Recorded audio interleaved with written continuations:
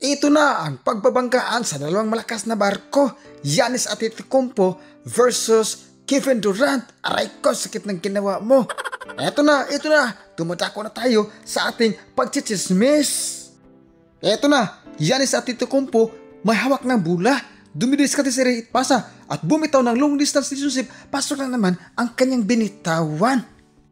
Ito na, rackets ng bola, dumidiskarte si Ray at ito na, Kidi na aking puso, pumitaw ng fadeaway code for two ang kanyang binitawan. Halimaw ito si Kidi. Eto na, Kidi, nakakakidi ng aking puso. Ito na, fadeaway code for two ang kanyang step back na binitawan. Eto na, Milwaukee Bucks, may hawak na bola, pumitaw ng long distance relationship. Pasok ang kanyang binitawan. Score 24-26 lamang ang Milwaukee Bucks. Eto na, Houston Rockets, sumasalaksak, good for two ang kanyang salaksak. Tabla na ang score sa 26. Dumadako na tayo sa second quarter sa ating pagmamarites. Ito na, sumasalaksak, good for two ang kanyang salaksak kaling sa ating Milwaukee Bucks. Ito na, Giannis dakdak puwit sa mga chismosa.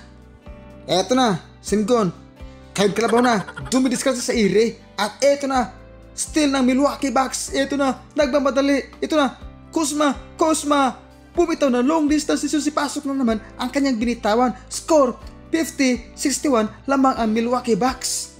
Eto na, dumadako na tayo sa third quarter sa ating pagchichismis. Eto na, Singon, sumasalaksak pa sa Kidi ng aking puso, bumitaw ng fadeaway code for two ang kanyang binitawan. Halimaw ito si Idol Kidi ng aking puso. Eto na, Kidi, sumasalaksak, pumitaw ng fadeaway code for two naman ang kanyang salaksak. Score 81-85 lamang pa rin ang Milwaukee Bucks.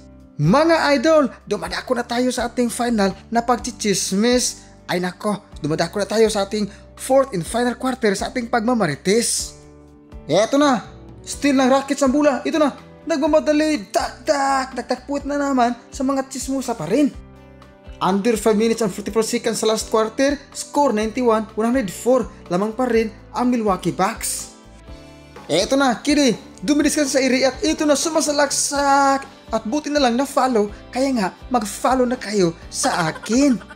Mga idol, ito yung player na tumalo sa Golden State Warriors na dating player sa Golden State Warriors. Masakit isipin, kahit hindi naglaro si Giannis Antetokounmpo, natalo pa ang Golden State Warriors sa kanila.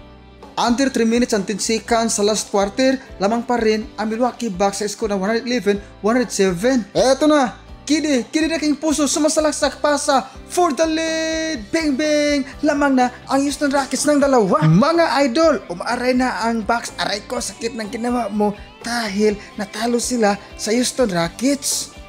At natalo sila sa score na 115-122 in favor of Houston Rockets. Umiscore si Giannis Antetokounmpo ng 37, hindi pa sapat upang talunin ang ating Houston Rockets. Congratulations Houston Rockets, sana manalo ang Golden State Warriors ngayon.